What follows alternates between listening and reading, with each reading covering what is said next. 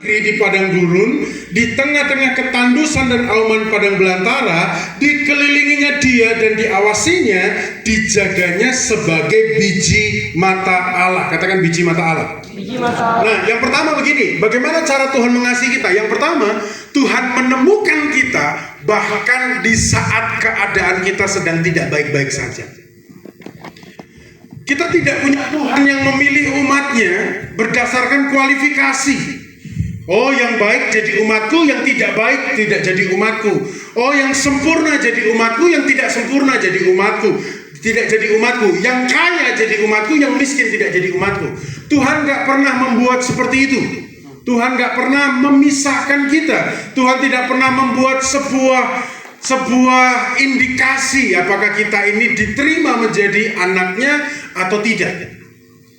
Perhatikan, gambarannya begini. Yakub diterima oleh Tuhan sebagai cikal bakal dari umat pilihan Allah di saat Yakub ada di titik terpuruk dalam kehidupannya. Bukan saat Yakub sedang menjadi raja, bukan saat Yakub sedang menjadi satu pribadi yang hebat, bukan.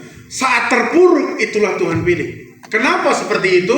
Itu membuktikan bahwa bahwa Allah yang kita sembah itu adalah pribadi yang mengasihi kita tanpa melihat kondisi. Katakan amin.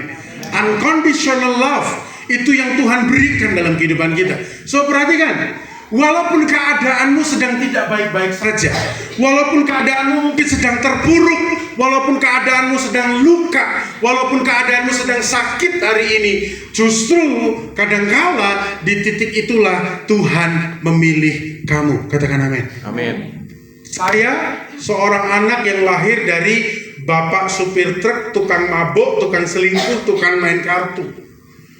Beberapa tahun lalu dipanggil Tuhan. Saya lahir dari seorang ibu yang pekerjaannya sebagai pembantu rumah tangga. Saya tidak pernah berpikir saya akan menjadi satu pribadi yang dipakai Tuhan untuk menjadi pembicara, menyampaikan firman Allah di depan ratusan orang. Saya tidak pernah berpikir bahwa Tuhan bisa pakai saya untuk menjadi pemimpin pujian di depan ribuan orang.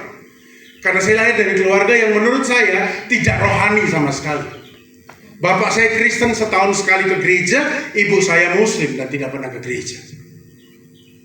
Tapi anaknya dipakai Tuhan dengan luar biasa, karena saya rasa bahwa begini, pemilihan Tuhan atas saya tidak dilatar belakangi apapun selain daripada anugerah Tuhan. Katakan amin. Amin.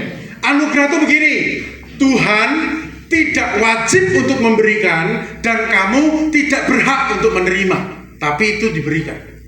Itu namanya anugerah. Jadi kalau saya layak dipakai Tuhan, itu bukan karena saya yang layak, bukan karena latar belakangku yang layak, tapi karena saya menerima anugerah Tuhan. Hanya karena anugerah Tuhan. Only by His grace. Perhatikan ini dengan baik. Itulah sebabnya kita mengerti betapa Tuhan mengasihi kita hari ini. Bahkan di saat kamu terpuruk pun Tuhan tetap sayang sama kamu. Katakan kanan kiri, Tuhan tetap sayang sama kamu. Tuhan sayang sama kamu. Ya. Perhatikan di ayat yang ke-10 tadi, didapatinya Yakub di satu negeri di padang gurun, di tengah-tengah ketandusan dan auman padang belantara. Bayangkan didapati di tempat-tempat sunyi. Itulah kenapa Tuhan mau supaya kamu membangun hubungan dengan Tuhan di tempat-tempat tersembunyi, karena memang Tuhan mau supaya hubungan itu dibangunkan berdasarkan cintanya yang murni kepadamu. Sekali lagi, unconditional love itu Tuhan berikan bagi kita. Gak ada Tuhan lain yang bisa berikan itu. Bapak ibumu gak bisa berikan itu. Mentormu gak bisa berikan itu. Coba saya tanya kepada kalian, kenapa papa mamamu masih sayang sama kamu? Karena kamu bersikap baik, kamu berlaku baik. Karena setidaknya kamu masih menuruti perintahnya. Apa yang terjadi ketika kamu tidak baik? Apa yang terjadi ketika kamu tidak menuruti perintahnya? Apa yang terjadi ketika kamu melawan orang tuamu terus? Bisa jadi sebagian besar dari orang tua kita akan mengusir kita keluar dari rumahnya. Karena orang tua butuh alasan untuk mengasihi anaknya. Tapi Tuhan gak butuh alasan untuk mengasihi kita. So apapun yang menjadi latar belakangmu, katakan gini, Tuhan tetap mengasihi aku. Ya, perhatikan, dia bukan hanya dikasihi, dikelilinginya dia, diawasinya, dijaganya sebagai apa? Biji matanya. Sandi, mantap nih, saya suka Ali sama Sandi. Ya, kamu mengasihi Tuhan nggak, Di? Mengasihi. Kamu sayang sama Tuhan nggak? Sayang. Tuhan sayang sama kamu nggak? Pasti. Ya, kamu sayang sama tubuhmu nggak? Jelas. Boleh nggak aku mainan matamu? Waduh. Dikit aja lah. Dikit juga sakit. Dikit aja, dikit. Krek aja. Drop di tengah. Sobek dikit, satu mili. Dan kan disobek. Udah lah, ini takut sobek lah. Woi. Aduh. Boleh nggak aku kucek matamu? Aduh. Yang lagi ngobrol. Mainin lah, gini-gini dikit aja. Lagi ngobrol. Ayolah, tolong lah. Habisin aku pergi lo.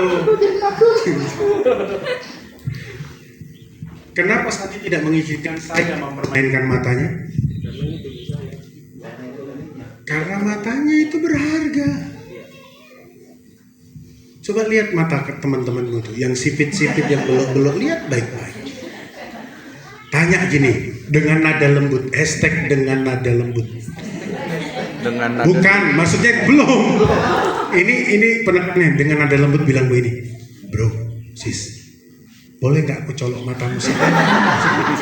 Dengan nada lembut. Dengan Mata udah siap pasti. sambil sedih mukanya, please. Sekali aja aku colok, sekali aja. Janji deh nggak buta. Boleh nggak? Ada yang boleh nggak? Nggak ada. Oke, kamu sayang sama titis nggak? Boleh nggak titis mainan matamu? Mata kaki boleh. Gini dong. Boleh nggak titis? Tiba-tiba, ya, beb. Emang ini apa sih? Papi ya? Papi. Ya. Oh, abang. Bang. Aku lagi pengen sesuatu nih, bang. Persis. Persis.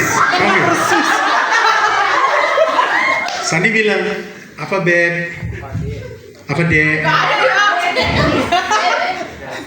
Ya, aku pengen mainan matamu. Pengen ku cubit matamu. Boleh nggak? Katanya sayang. Wah.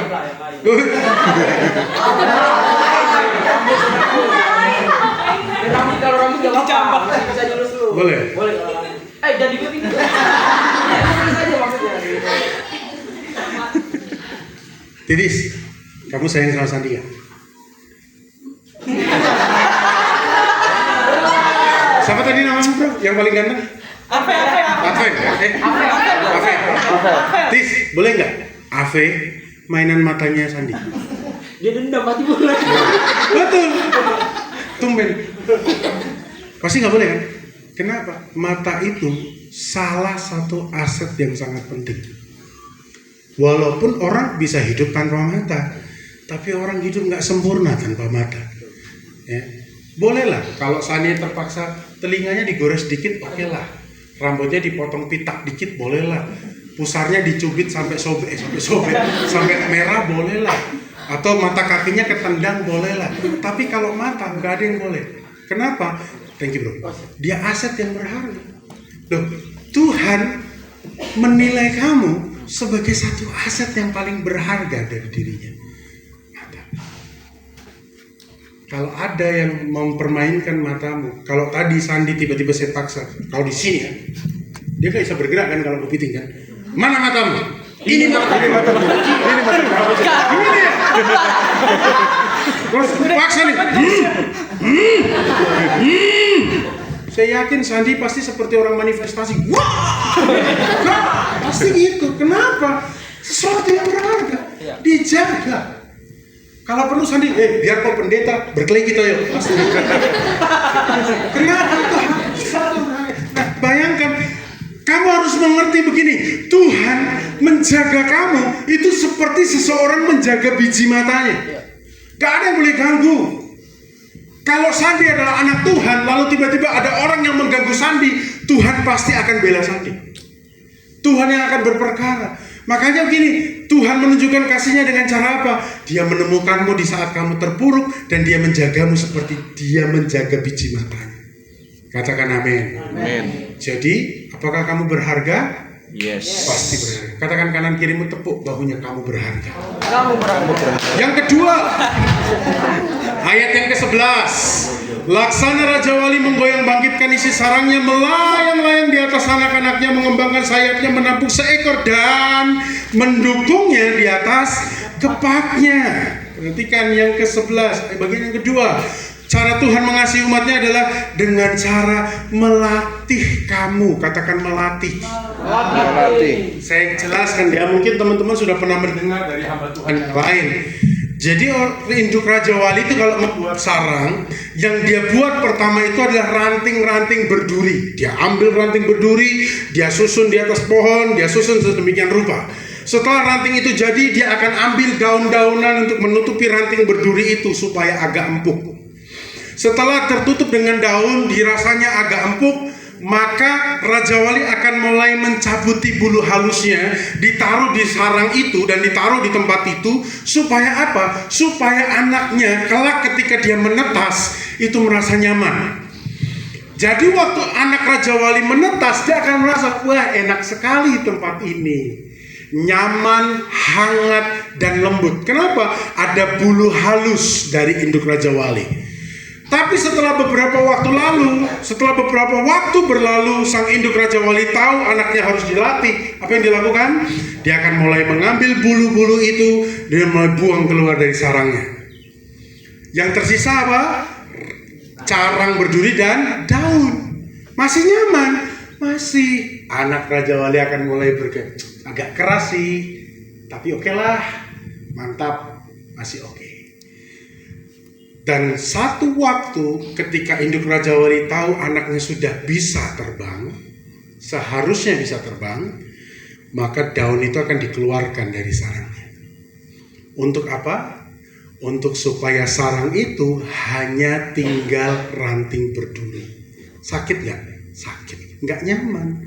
Maka sang anak Raja Wali mulai kesakitan. Aduh sakit, goyang dikit. Aduh sakit. Dia akan mulai geser, dan mulai akan geser. Waktu dia geser di ujung, induk Raja Wali akan mengibaskan sayapnya dan anak itu jatuh. Kalau kita hanya berhenti sampai di sini, kita akan menganggap bahwa Raja Wali induknya itu jahat. Ya kan? Loh, kenapa anaknya dibiarkan jatuh? Kenapa dibiarkan anaknya mengalami ketidaknyamanan? Kenapa tempat yang nyaman dan menyenangkan justru dibongkar sama induk Raja Wali? Jahat nih induknya nih. Sebenarnya enggak. Kenapa? Waktu anak itu terjatuh, dia mulai mengepakkan sayapnya. Tapi karena memang bulunya belum banyak, induk Raja Wali akan terbang, terjun, lalu menopang anaknya dengan sayapnya. Dibawa lagi ke atas. Begitu lagi, besok waktunya latihan, induk Raja Wali akan mengebaskan sayapnya dan anak itu akan jatuh, mulai belajar mengepakkan lagi. Sang induk akan terjun, lalu topang lagi ke atas, naikkan lagi ke atas. Barangkali kalau kamu jadi anak Raja Wali di titik itu, kamu akan berkata, bapakku jahat, ibuku jahat. Banyak kan kita berpikir gitu kan, Tuhan jahat, aku sudah nyaman di tempat ini, tapi Tuhan buang aku ke tempat yang lebih tidak nyaman. Tapi apa yang terjadi? Setelah beberapa waktu sayap anak Raja Wali itu sudah mulai penuh, kepakan sayapnya sudah mulai kuat, akhirnya anak Raja Wali itu bisa terbang. Waktu anak Raja Wali itu bisa terbang, apakah induk akan membawa ke tempat-tempat yang aman? Dia akan bawa ke tempat-tempat yang penuh dengan badai. Supaya apa? Supaya dia bisa terbang dengan kuat. Sampai di titik ini, kamu baru paham, sebenarnya Tuhan tidak jahat, tapi Tuhan sedang melatih kita. Apa bedanya ayam dengan Raja Wali? Ayam harusnya bisa terbang kan, sama-sama punya sayap. Tapi kenapa ayam tidak bisa terbang? Sekalipun dia bisa terbang hanya mungkin 5 meter atau 10 meter. Kenapa hal itu terjadi? Karena dia tidak pernah dilatih induknya untuk terbang. Sama-sama punya sayap, tapi berbeda. Raja Wali bisa terbang, ayam nggak bisa terbang. Sama-sama punya sayap, ketika lihat badai Raja Wali menikmatinya, ayam lari ketakutan. So, mentalmu mana? Generasi ayam atau generasi Raja Wali? Raja Wali. Kalau kamu adalah generasi Raja Wali, kamu tahu hari ini Tuhan sedang melatih kamu. Katakan melatih. Melatih. Sehingga apapun yang terjadi dalam kehidupanmu, sekalipun itu yang paling menyakitkan, yang paling menyakitkan, percayalah Tuhan tidak membuat kamu hancur, tapi Tuhan sedang melatih kamu secara kuat. Katakan amin. Amin. Kelak ketika salah satu di antara kalian dicampakkan oleh mantanmu, Tuhan tidak membuatmu hancur, tapi Tuhan membuatmu semakin kuat. Katakan amin. Amin. Yang jomblo katakan amin. Ini jomblo dikit kali ya. Ketika Tuhan perhadapkan masalah yang berat dalam kehidupanmu, ingat Tuhan tidak jahat, Tuhan sedang melatih kamu. Satu kali seorang anak youth datang kepada kami sambil menangis. Dia bilang gini, "Kak Bison, ada apa?" "Ada apa-apa, kenapa?" "Saya tidak bisa menahan menangis sampai hari ini. Karena tadi malam dia memimpikan saya sedang disalib sama gembala saya. Saya dengan gembala saya itu dekat banget seperti anak dan bapak. Waktu dia sedang ada masalah gerejanya, saya adalah salah satu orang yang menolong beliau untuk kembali membangun gereja pada waktu itu. Dekat banget. Saya sering makan sama-sama, sering keluar kota sama-sama, dekat banget.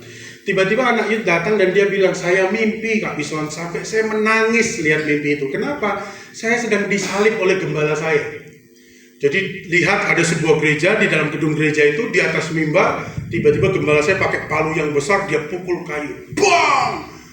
Bang! Saya teriak-teriak dan tidak ada seorang pun yang mengabaikan itu. Tidak ada seorang pun yang semuanya abai terhadap itu. Bahkan istri gembala saya cuma diam saja. Sudahlah, tapi diam. Itu di dalam mimpinya dia. Tapi saya disalib dan saya merasa kesakitan pada waktu itu dalam mimpi anak youth saya. Dan kalian tahu hanya butuh waktu kurang dari 1 bulan, betul-betul hal itu terjadi. Walaupun tidak betul-betul disalib, saya berproses dengan beliau. Saya mengalami proses yang cukup menyakitkan buat saya. Dan itu Tuhan izinkan terjadi. Pada waktu itu saya nggak bisa lihat, Tuhan kenapa ya harus terjadi. Saya sudah nyaman di tempat itu, saya sudah senang di tempat itu, saya sudah membangun banyak hal di tempat itu. Tapi kenapa saya harus berproses seperti ini, sesuatu yang saya nggak lakukan. Difitnah dan lain sebagainya, dan bapak rohani saya itu salah satu yang membicarakan cukup banyak terhadap saya dan menyampaikan kejelekan-kejelekan yang saya nggak pernah lakukan. Saya kecewa. Waktu itu saya berdoa sama Tuhan, saya nggak bisa berdoa. Saya cuma menyembah Tuhan sampai saya menangis dan saya bertanya, "Tuhan kenapa? Kenapa hal ini terjadi?" Saya bilang, "Tuhan salah kan? Pelayananku salah kan Tuhan? Apa yang saya bangun selama ini salah kan? Jemaat bertambah dengan begitu pesat. Semua gereja kami bangun dengan sedemikian rupa sampai menjadi satu gereja yang cukup modern. Apa yang salah Tuhan?" Waktu itu saya tanya gitu. Tuhan gak jawab apa-apa. Selain dari waktu saya dapat ayat ini, saya sedang melatih kamu untuk jadi kuat. Kadang-kala Tuhan bawa kita kepada titik terburuk bukan karena Tuhan mau menghancurkan kita, supaya kita bisa kuat. Zona nyamanmu digoncang sama Tuhan, supaya kamu belajar next level, enhancement terjadi dalam kehidupanmu. So hari ini apapun yang kamu alami, kalau itu sesuatu yang menyakitkan, percayalah bahwa Tuhan sedang melatih kamu. Amin. Katakan melatih. Melatih. Tuhan sayang sama kamu. Yang ketiga, ayat yang ke-12. Demikianlah Tuhan sendiri menuntun dia dan tidak ada Allah asing menyertai dia. Yang ketiga adalah begini. Tuhan mau supaya kita dimurnikan. Cara Tuhan mengasihi kita yang pertama tadi adalah dengan cara saya dan saudara kita diangkat Tuhan dari tempat-tempat yang terpuruk. Yang kedua, kita dilatih. Dan yang ketiga, kita dimurnikan. Ayat tadi dikatakan demikian, Tuhan sendiri menuntun dia dan tidak ada Allah asing menyertai dia. Hari ini Allah asing apa sih? Ada di sini yang masih menyembah patung? Ada di sini yang masih menyembah batu? Enggak. Saya pikir enggak. Apalagi Jakarta, kota besar. Apalagi Bekasi. Saya pikir enggak ada. Kalau sekarang yang menyembah tiba-tiba ada patung gitu. Sandi. Assalamualaikum. Nggak ada. Tapi Allah asing kita apa? Allah asing kita adalah gini. Suara-suara yang kita dengar yang tidak sesuai dengan firman Tuhan. Yang kamu izinkan masuk di dalam dirimu. kapal tidak akan tenggelam kecuali dia mengizinkan air laut masuk ke dalam kapal itu. Jadi kamu nggak akan pernah hancur, kamu nggak akan pernah rusak selama kamu tidak mengizinkan perkataan-perkataan Allah asing itu masuk di dalam diri. Yang bilang kamu rapuh, yang bilang kamu lembek, yang bilang kamu berantakan, yang bilang generasimu adalah generasi yang susah, yang bilang generasimu adalah generasi yang tidak bertanggung jawab, yang bilang generasimu adalah generasi yang bobrok dan lain sebagainya. Itu Allah asing. Kenapa? Karena dia menyampaikan sesuatu yang tidak sesuai dengan firman Allah. Tapi hari ini di tempat ini, di tempat ini dengar baik-baik. Tuhan sendiri melalui firman-Nya berkata bahwa kamu dimerdekakan oleh karena kasih karunia Tuhan. Mana yang kamu mau percaya? Makanya ini Yakobus berkata, setiap orang yang mendua hati tidak akan tenang hidupnya. Kenapa kamu gak tenang? Karena kamu mendua hati. Kamu percaya kepada Tuhan, tapi kamu juga mengizinkan orang lain berbicara dalam kehidupanmu yang tidak sesuai dengan firman Tuhan. Bimbanglah. So kesimpulannya di poin yang ini adalah begini, Tuhan mau memurnikan dengan cara apa? Supaya kamu gak overthinking, supaya kamu gak pikiranmu negatif, supaya kamu tidak menilai dirimu sebagai satu pribadi yang negatif, tapi kamu menilai dirimu sebagai satu pribadi yang hebat karena Tuhan pakai kamu dengan luar biasa. Katakan amin. Amin. Yang keempat, yang terakhir, ayat yang ke-13. Dibuatnya dia berkendara mengatasi bukit-bukit di bumi dan memakan hasil dari ladang. Dibuatnya dia menghisap madu dari bukit batu dan minyak dari gunung batu yang keras, dadi dari lembu sapi dan susu kambing domba dengan lemak anak-anak domba dan domba-domba jantan dari Basan dan kambing-kambing jantan dengan gandum yang terbaik, juga darah buah anggur yang berbuih engkau minum. Yang keempat, cara Tuhan mengasihi kamu adalah dia berikan yang terbaik dalam hidupmu. Katakan yang terbaik. Yang terbaik. Kalau kamu berdoa kepada Tuhan, Tuhan, aku mau supaya kelak pasangan hidupku adalah dari Tuhan dan yang terbaik, Tuhan akan kasih yang terbaik. Kalau kamu berdoa untuk pemulihan keluargamu, Tuhan akan berikan itu sebagai satu pemberian yang terbaik. Kalau kamu sedang bergumul dengan pekerjaanmu, percayalah Tuhan akan berikan yang terbaik bagi engkau, satu pekerjaan yang Tuhan pandang itu yang terbaik. Kenapa? Karena Tuhan mengasihi kita. Jangankan hal-hal yang susah, bahkan hal-hal yang mustahil saja Tuhan bisa berikan dalam kehidupan. Saya tutup dengan kesaksian ini. Di 2012, ketika saya lulus kuliah, saya ditawari untuk satu pelayanan, ada dua, Papua atau Kendari, Sulawesi. Dan saya berdoa, Tuhan, mana yang saya harus pilih? Saya pilih Kendari. Saya tidak pernah tahu itu gereja apa, saya tidak tahu gerejanya seperti apa, saya tidak pernah tanya posisinya di mana, saya nggak pernah searching gerejanya seperti apa, saya nggak pernah tanya gajinya berapa. Saya berangkat. Saya terbang dari Semarang, saya sampai di Kendari. Kalau teman-teman pernah ke Kendari, jadi pesawat yang mau landing itu, kita akan lihat gini, ya hutan semua. Ya saya pelayanan di tengah hutan nih, di pedalaman. Waktu saya landing, akhirnya tidak, ternyata Kendari cukup kota, tidak sekota Jakarta, tapi Kendari cukup maju lah, cukup kota seperti itu, sama seperti Salatiga, kira-kira begitu. Waktu saya di sana, saya tidak tahu 2012 gaji saya itu ternyata cuma 1.250.000. Kalau saya makan satu hari 30.000, satu bulan udah 900.000. Belum BBM, belum biaya-biaya yang lain, gak cukup. Saya bilang, Tuhan, saya gak nuntut apapun, tapi emangnya cukup ya satu bulan saya hidup dengan uang segini di kota yang saya gak punya keluarga sama sekali. Dan berjalannya waktu, ya memang betul segala sesuatunya serba pas-pasan, bahkan kurang. Saya lebih sering makan Indomie daripada makan nasi. Padahal gereja kami cukup besar. Gereja kami kapasitasnya 700 orang, tapi memang pada waktu itu gajinya segitu. Dan saya nggak pernah menggerutu loh, saya nggak pernah protes sama Tuhan, nggak pernah protes sama gembala, masa gaji saya cuma segini, nggak pernah, saya lakukan itu. Sampai satu kali betul-betul saya udah nggak punya uang, bensin motor sudah di Nah lucunya tempat kos saya sampai ke gereja itu butuh 15 menit naik motor, jadi cukup jauh, sini Salatiga lah kira-kira begitu. Dan itu kan menggunakan bensin yang cukup banyak harusnya. Saya lihat berangkat kerja, saya lihat sudah di merah, Dan saya pikir ini saya nggak bisa pulang nih Tuhan. Dan nggak ada lagi makanan di rumah, sama sekali nggak ada makanan di rumah. Saya berangkat ke gereja, saya ke kantor jam 3 sore, saya pulang, dan di tengah perjalanan itu saya berdoa, Tuhan, kok nggak ada yang ngasih uang sih Tuhan, nggak ada yang ngajak makan juga. Saya mau makan apa? Nggak ada sepeser pun uang di kantong saya. Saya jalan dengan motor Suprafit buluk. Jadi badan saya segede ini tapi naik Suprafit itu sampai orangnya tinggi. Kasihan ya motornya. Saya naik itu. Entah kenapa tiba-tiba ada sesuatu yang nabrak di saya. Gebak. Set. Loh, apa itu? Saya lihat ke belakang. Waktu saya lihat ke belakang, tiba-tiba sukacita Tuhan muncul. Kenapa? Ada kertas warna biru di tengah jalan.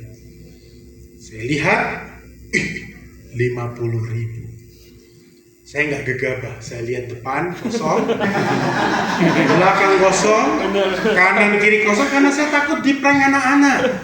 Tiba-tiba ada senar layangan itu, benang layangan gitu. Saya lihat nggak ada prank. Saya nggak standarkan motor, saya mundur dengan motor saya. Saya mundurkan motor saya injak itu 50.000. Waktu saya mau ambil, saya tidak mau kecewa. Saya bilang gini, jangan sampai ternyata ini uang monopoli. Waktu saya geser dikit, uang betulan. Saya lihat kanan kiri, tidak ada yang mengaku, tidak ada orang yang cari. Saya ambil cepat, saya kantongi, saya gas motor saya. Saya gas. Saya tutup helm saya nangis loh. Saya tutup helm saya tutup kaca helm saya nangis. Saya sepanjang jalan menuju ke pom bensin sebelum mati itu motor buluk itu. Tuhan makasih ya. Tapi saya ngecek, itu uang 50.000 betulan atau prank? Jangan sampai ternyata tulisannya uang palsu. Saya minggir, saya buka uangnya, saya geser, saya beginikan. Kayaknya asli ya, saya kasih di matahari. Wih, ada tandanya ini, wah asli. Untuk ngetes, saya pergi ke pom bensin. Pak, beli bensin. Berapa? 10.000. Wih, diterima, aman. Saya buru-buru pergi, saya takutnya uang palsu. Motor saya terisi 10.000, lumayan bisa buat 2 hari. Dan setelah itu saya beli Indomie yang banyak. Kok nggak mikir beli beras? Pokoknya Indomie. Ada beras nggak ada lauk, buat apa? Lebih baik Indomie nggak ada beras. Gitu. Beli Indomie. Dan saya bilang gini, Tuhan itu kalau menyediakan berkat tepat waktunya dengan caranya. 11 tahun saya ada di sana dan sampai detik hari ini saya ada di sini, tidak pernah sekalipun saya kekurangan. Tidak pernah sekalipun saya minta orang untuk makan. Tidak pernah sekalipun Tuhan membuat saya puasa terpaksa. Sampai detik hari ini Tuhan memberi yang terbaik. Kenapa? Karena saya tahu keempat cara tadi. Cara Tuhan mengasihi kita yang pertama adalah dengan cara menemukan kita di titik terburuk, menjaga kita seperti biji matanya. Yang kedua, melatih kita. Yang ketiga, memurnikan iman kita. Dan yang keempat, Dia berikan yang terbaik dalam kehidupanmu. Segala perkara dapat kutanggung di dalam Dia yang memberikan kekuatan kepadaku. Yang setuju dan percaya katakan amin. Amin. Tuhan Yesus berkati. Kita berdoa, baru masih ada 10 menit. Kalau mau ada yang tanya, saya berharap tidak ada yang tanya. Tapi kalau memang ada yang tanya, saya harus jawab. Yuk kita berdoa dulu. Terima kasih Tuhan Yesus, kami bersyukur buat hari ini. Terima kasih, kami percaya bahwa Tuhan begitu mengasihi kami. Tuhan sudah memerdekakan kami dan kematian-Mu adalah kehidupan kami. Sehingga karena pengorbanan-Mu kami ada sampai hari ini. Dan kami sadar bahwa kami adalah generasi yang baru karena kami adalah generasi yang sadar kami dikasihi Tuhan. Dan kami bersyukur bahwa kasih Tuhan terbukti dalam kehidupan kami dengan cara Tuhan menemukan kami, Tuhan menjagai kami, Tuhan melatih iman kami, Tuhan menjaga supaya kami terus menjadi orang-orang yang hebat, dan Tuhan memurnikan kami, dan yang paling terakhir adalah Tuhan memberkati kami dengan berkat yang terbaik.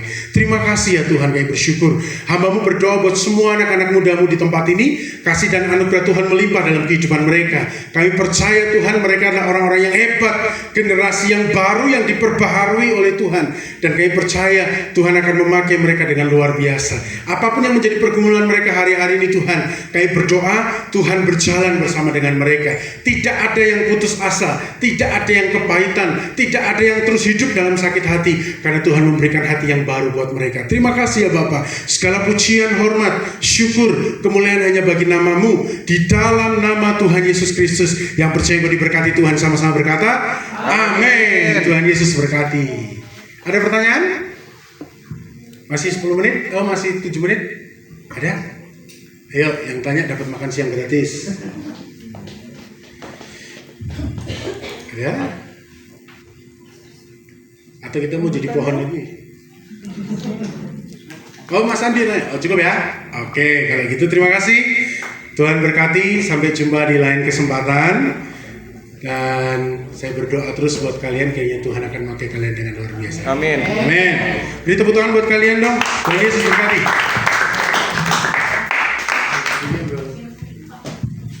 Terima kasih untuk sharingnya. Oh ya, sebelum kita meninggalkan tempat ini, Kak Vison, kita mau foto bersama ya. Ya, boleh ya, teman-teman bangkit berdiri, kita berdiri di depan sini ya. Oh iya boleh. Minta tolong dong kursi 2.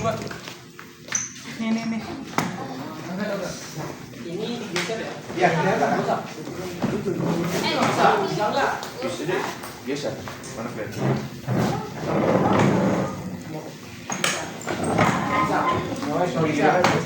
Ini aja. Kalau ini